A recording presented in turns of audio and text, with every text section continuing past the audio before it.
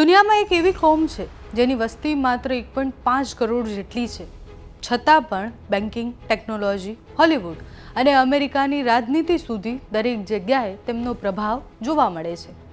સદીઓ સુધી અત્યાચાર સહન કર્યા છતાં તેમણે દુનિયામાં સૌથી શક્તિશાળી દેશોમાંથી એક બનાવ્યો. આ છે યહૂદીઓની કહાની.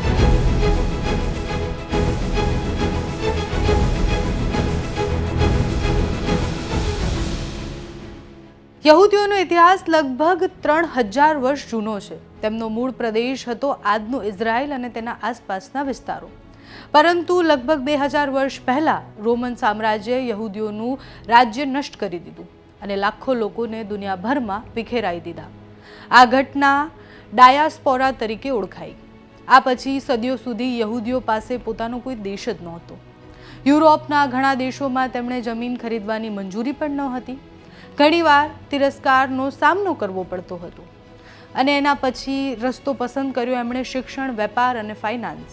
આ જ કારણ છે બેન્કિંગ અને બિઝનેસમાં તેઓ ખૂબ આગળ છે.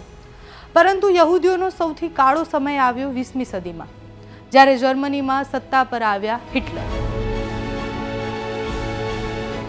હિટલર માનતા હતા કે જર્મનીની સમસ્યાઓ માટે યહૂદીઓ જવાબદાર છે અને પછી શરૂ થયું ઇતિહાસનું સૌથી ભયાનક નરસંહાર.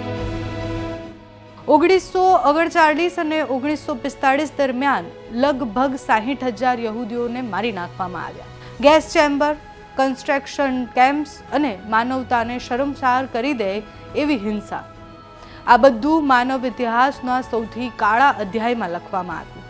દ્વિતીય વિશ્વયુદ્ધ પછી દુનિયામાં એક મોટો પ્રશ્ન ઊભો થયો: યહૂદીઓનું સુરક્ષિત ઘર ક્યાં હશે?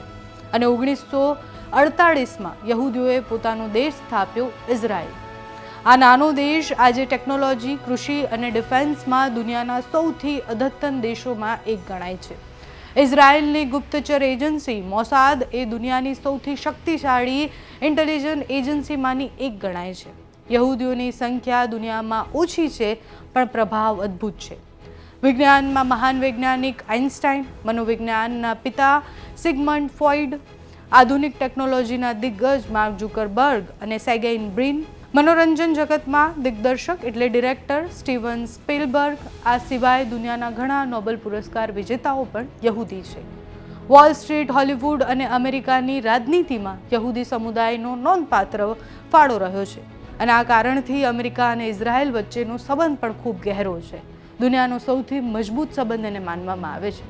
પરંતુ એક પ્રશ્ન હજુ પણ ઊભો થાય છે કે ઇઝરાયલ લગભગ હંમેશા યુદ્ધના વાતાવરણમાં જ કેમ રહે છે? કારણ કે મિડલ ઇસ્ટની જટિલ રાજનીતિ, ઇઝરાયલની આસપાસના કેટલાક દેશો તેના અસ્તિત્વનો વિરોધ કરવા આવ્યા છે અને છેલ્લે કેટલાક વર્ષોથી સૌથી મોટો વિરોધ ઈરાન કરી રહ્યો છે. ઈરાન ઇઝરાયલ વિરોધી સંગઠનોને સમર્થન આપે છે અને બંને દેશો વચ્ચે તણાવ સતત વધી રહ્યો છે. તેથી જ મિડલ ઇસ્ટમાં સામરિક અને ગુપ્ત યુદ્ધ જેવી પરિસ્થિતિ વારંવાર બને છે.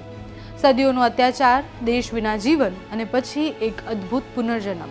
યહૂદીઓની કહાની બતાવે છે કે સંઘર્ષ, શિક્ષણ અને એકતા કોઈ પણ કોમને દુનિયામાં પ્રભાવશાળી બનાવી શકે છે.